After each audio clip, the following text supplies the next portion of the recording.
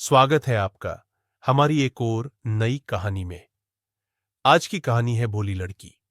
गांव के एक छोटे से घर में सुधा अपने माता पिता के साथ रहती थी। सुधा के पिता किसान थे। उनके पास एक खेत था जिसमें वे खेती किया करते थे।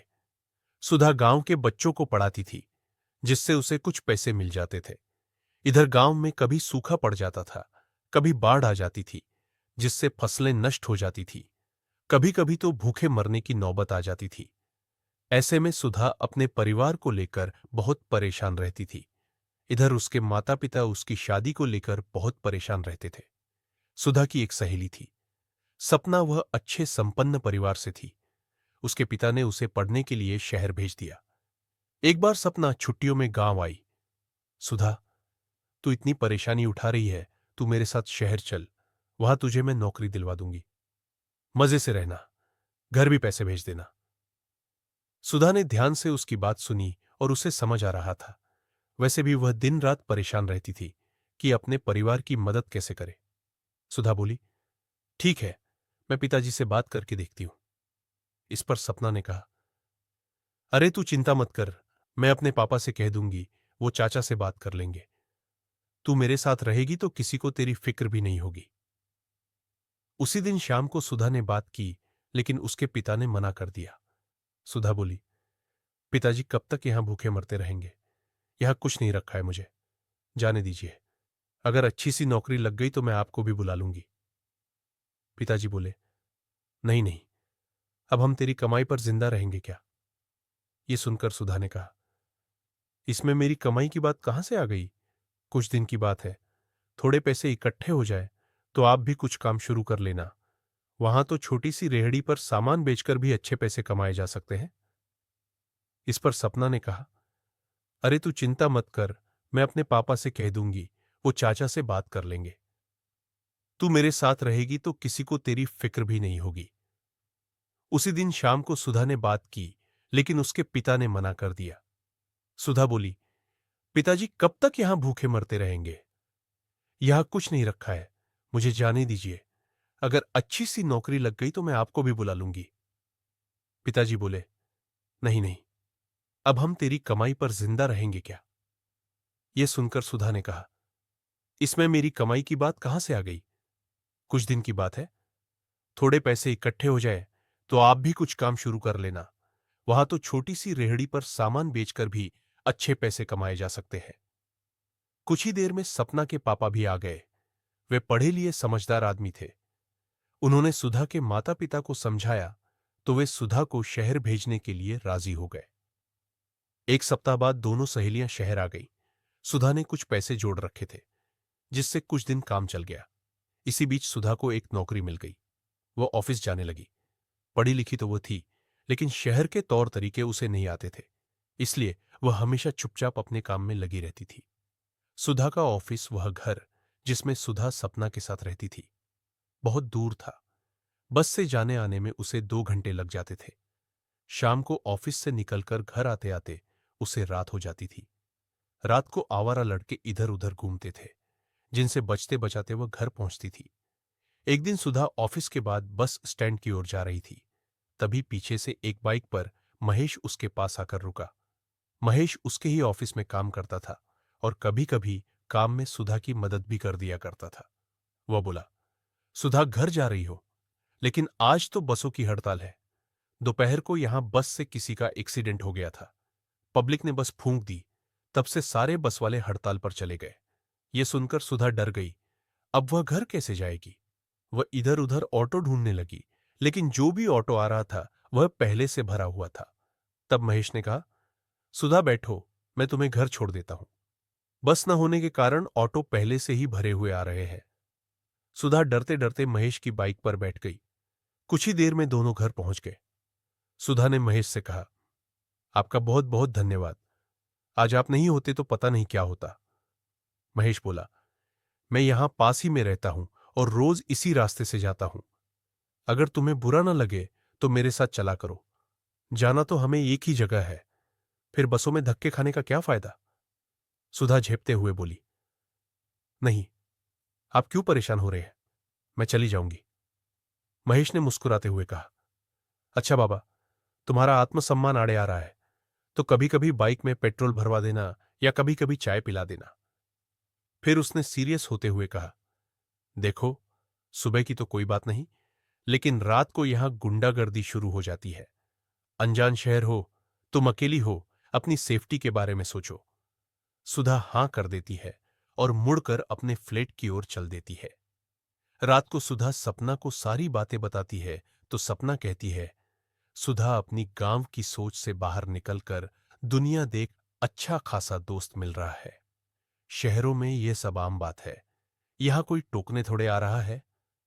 अगले दिन से सुधा महेश के साथ ऑफिस जाने लगी। धीरे धीरे उनकी नजदीकियां बढ़ने लगी। दोनों को एक दूसरे का साथ अच्छा लगने लगा। ऑफिस से निकलकर दोनों इधर उधर घूमते, साथ में काफी पीते, बातें करते। फिर महेश सुधा को घर छोड़ देता था। समय जैसे पंख लगाकर उड़ रहा था। एक दिन सुधा जब घर पहुंची तो देखा उसके पिताजी बैठे थे। अरे पिताजी, आप कब आए? पिताजी बोले, बस बेटा, तुझे बहुत समय से देखा नहीं था, इसलिए चला आया। कैसी है तू और इतनी देर से घर आती है? सुधा को लगा जैसे उसकी चोरी पकड़ी गई।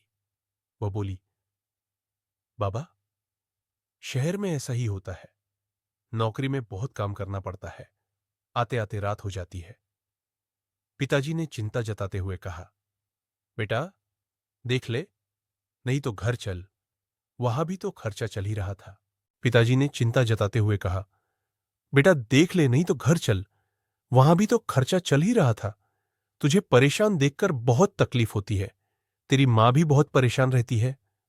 ये सुनकर सुधा सकपका गई। वह बोली, नहीं पिताजी, आप परेशान न हो, मैं बहुत मजे में हूं। यहां रहना मुझे बहुत अच्छा लग रहा है और मैंने काफी पैसे भी जोड़ लिए हैं। कल मैं बैंक से निकाल कर आपको दे दूंगी, आप ले जाना। ये सुनकर उसके पिता बोले, नहीं बेटा, हम तेरी कमाई कैसे ले सकते हैं, तू अपने पास ही रख, पर जब भी तू परेशान हो घर आ जाना। अगले दिन सुबह होते ही उसके पिता गांव चले गए। उस दिन सुधा को थोड़ा डर तो लग रहा था कि कहीं उसकी चोरी पकड़ी न जाए, क्योंकि वह महेश के प्यार में पड़ चुकी थी और गांव में यह सब बहुत बुरा माना जाता है। महेश उसे लेने आया तो वह उसके साथ ऑफिस के लिए निकल गई। रास्ते में उसने सारी बात बता दी। वह महेश से कुछ नहीं छुपाना चाहती थी। यह सुनकर महेश हंसने लगा। वह बोला, पगली, बस इतनी सी बात इसमें डरने की क्या बात है? हम एक दूसरे से प्यार करते हैं, कोई गुनाह नहीं किया। मैं कुछ दिनों में गांव जाकर तुम्हारे माता पिता से मिल लूंगा। सुधा बोली, नहीं नहीं, ऐसा मत करना, पहले मौका देखकर मैं बात करूंगी। इसी तरह समय पंख लगाकर उड़ रहा था। महेश के साथ रहते रहते सुधा के तौर तरीके बदल गए थे। अब वह गांव की भोली सी लड़की नहीं, शहर की तेज तरार लड़की बन चुकी थी। सुधा ने काफी पैसे इकट्ठे कर लिए थे। इस बार उसने सोचा, क्यों न दिवाली पर मां पिताजी से मिलाऊं। वह ऑफिस से छुट्टी लेकर गांव के लिए निकल गई। मां पिताजी के लिए उसने कपड़े खरीदे, शहर से बढ़िया सी मिठाई ली और गांव पहुंच गई। अचानक बेटी को देखकर सुधा की मां बहुत खुश हुई। उनकी आंखों से आंसू बहने लगे। दोनों मां बेटी घंटों बातें करती रहीं। फिर उसकी मां उसकी पसंद का खाना बनाने चली गई। शाम तक उसके पिताजी भी खेत से आ गए थे। सुधा को देखकर वे बहुत खुश हुए, लेकिन जैसे जैसे सुधा उनसे बात कर रही थी, उन्हें एहसास हो रहा था कि यह वो सुधा नहीं है जो गांव से शहर गई थी। अब वह केवल पैसों की बातें करती थी, शहर की चमक दमक की बातें। उसे अब उसके माता पिता बेकार नजर आ रहे थे। सुधा के पिता उसकी बातों को सुनकर असहज महसूस कर रहे थे। 2 दिन बाद दिवाली थी। सबने मिलकर दिवाली मनाई, लेकिन सुधा के पिता अपनी बेटी के व्यवहार से खुश नहीं थे।